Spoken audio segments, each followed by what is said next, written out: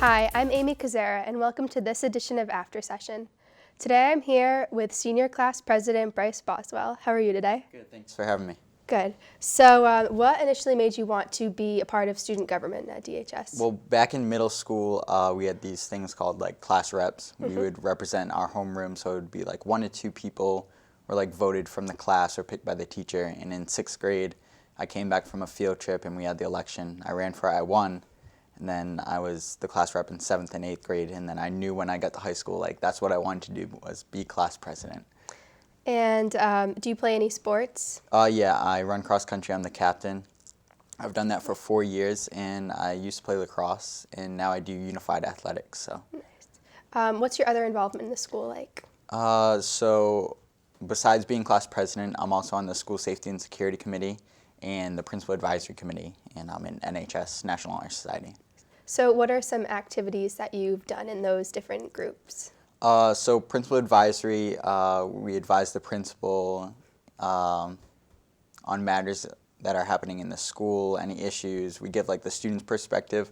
At least we try to give the students' perspective and like try and get through to them like our views and what we want to do. School safety and security, I'm the student representative. I'm actually the only one right now. It's made up of teachers in our new SRO and Dean Martin, our Dean of Facilities, and we advise him on security matters, and I give the students' perspective of security at DHS.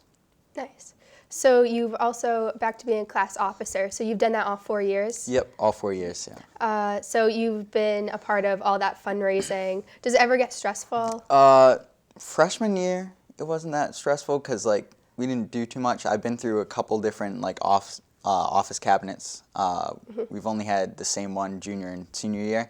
But sophomore year, that's when we got moving, and that's where it got stressful. And then junior year was the most stressful because we had our biggest class fundraiser, which was the Mr. Dartmouth competition, and we raised like $5,000. So that was a big stressful event. And then this year, homecoming was another stressful fundraiser that we had. And now you're getting ready for prom and all of those senior week activities. What do you have in store for? So we have hopefully a lot of good things to come senior week. We're going to continue with the pizza party, the yearbook signing, and we have senior prom during senior week, and that's going to be at the Villa in West Bridgewater. And we already put the down payment on it. And tickets are going to be cheap because we have about $20,000 in our class account. And we're going to hopefully have more after class dues, so Nice. It's going to be fun. So I got an email from Miss English about doing a bus now. So what's that going to be like? Yeah, so we thought that we had some extra money in our account. We want to like try and help students out that don't get limos, because limos are like expensive, and the party buses, that's like the common thing to do. Or like sometimes if you're not in one of those groups that takes that, you'll just drive up yourself. But in West Bridgewater, it's about a 55-minute commute, so we didn't want to like restrict students or have them drive back at 10 o'clock at night and then have to worry about their car being at the high school or things like that. So we wanted to get a coach bus, and we already have one like reserved, and then students can buy like just pay an extra fee to take that bus up there.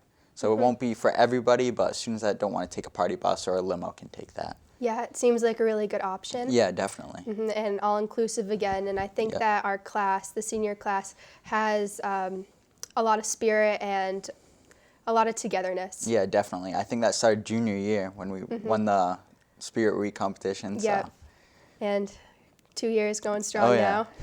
So what does it feel like to finally be a senior? Oh, it feels great. You know, when you're like actually going through freshman year, sophomore year, junior year, it feels so long, but then when you look back, it's like, wow, that happened so fast. So it feels great, but like at the same time, like you don't want to leave, not because of the academics, obviously, but because of like the people and the activities. I'm going to miss that. But Yeah, not the academics. yeah, it definitely feels great to be a senior though. Can't wait to graduate.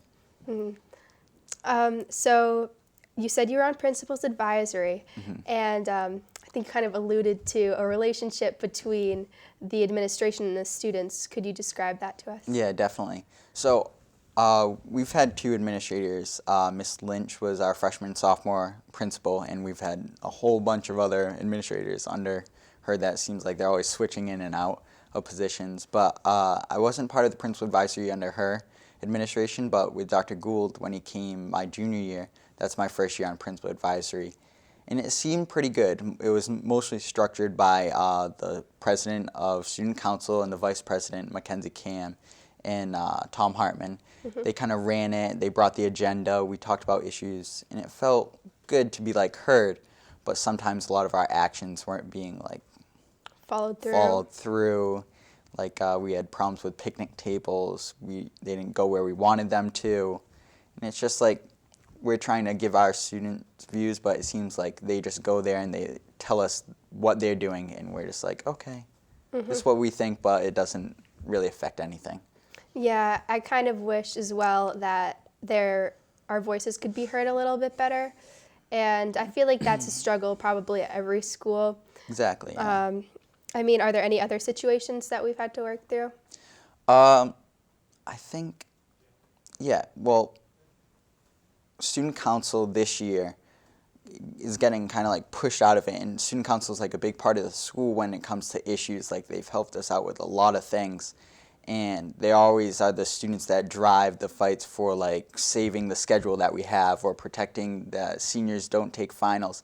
And it seems that because they're getting pushed out, we lost the student council, Ms. Vicente, who's the advisor to student council, is no longer at the meetings. And it seems like we can't really do anything. We can't really act. And we've had problems with administration. It seems like they're kind of like taking over. It's like, I don't want to say a dictatorship, but it seems like they're going a little overboard on things. Like they canceled the lunch show because it was too intrusive or something like that to the students. But yeah, it's definitely strange how everything has shifted this year with administration. I don't really know why that's happened. Exactly. But and it's kind of annoying as students because we're trying to fight out of this oppression. Exactly. But I don't know, we're not really being heard. And as president of student council myself, it's certainly frustrating to be there and at the meetings and not have the agenda items that I'm emailed to him on our agenda.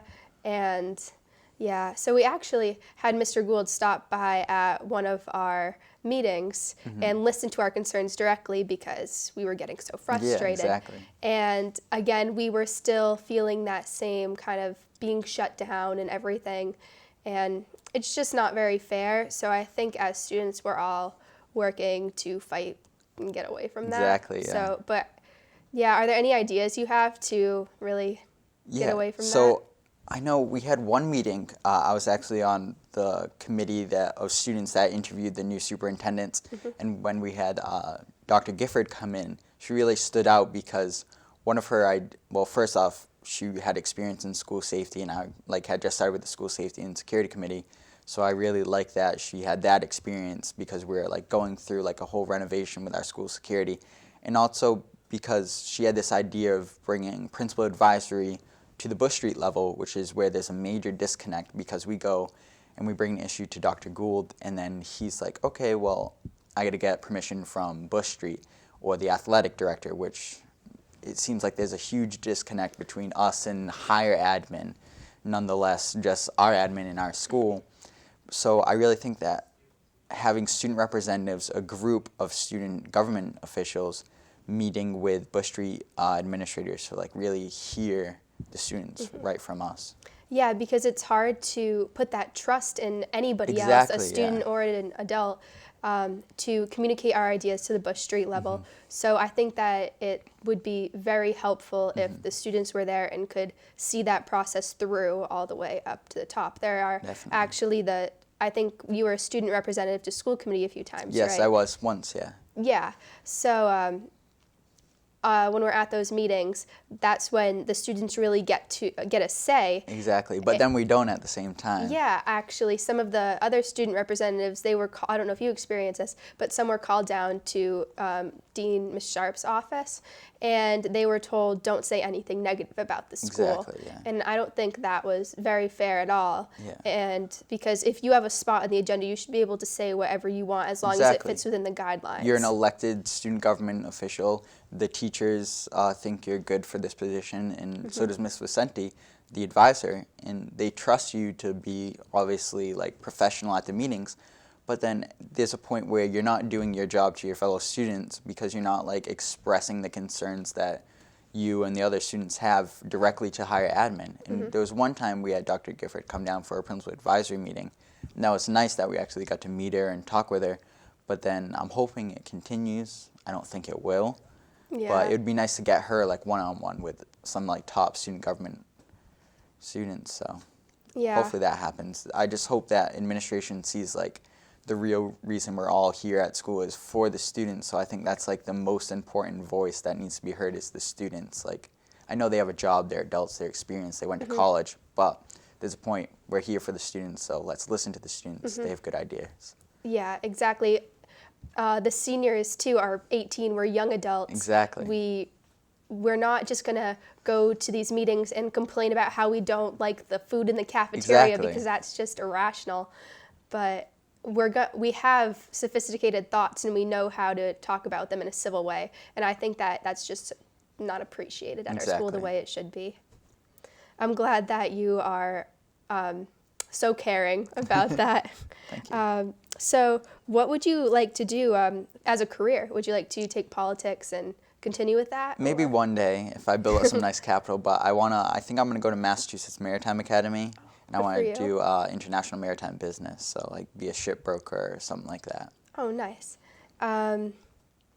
After college, what do you think you're planning on doing? So I want to definitely get into hopefully maritime industry, like international business or something like that. But I definitely want to come back to Dartmouth like as soon as possible to like try and, I don't know, get involved in the community again. Maybe like a member of the school committee. I definitely like, because Dartmouth's given me so much, I definitely want to give back. So hopefully come back here. Yeah, and a lot of kids, actually, I see some of the younger substitutes in our building, they were just graduated a few years ago. So that's a good way to get back in the system and like a transition job. And I think that despite all the things that Dartmouth isn't so great about doing, I think that's one of the things that they're pretty open to if you're dealing with the right people. So just kind of in conclusion, where do you see yourself in 30 years? 30 years. What year would that be? 2046. 2046. So I'll be like 48. So 48, definitely established in my career, have a family, definitely hopefully be back in Dartmouth, like serving on the school committee or something like that, trying to get into politics because I think that's like really where my heart is. So hopefully get to that. Good. Well, thanks for coming to my show. No problem. Thanks for having me. All right.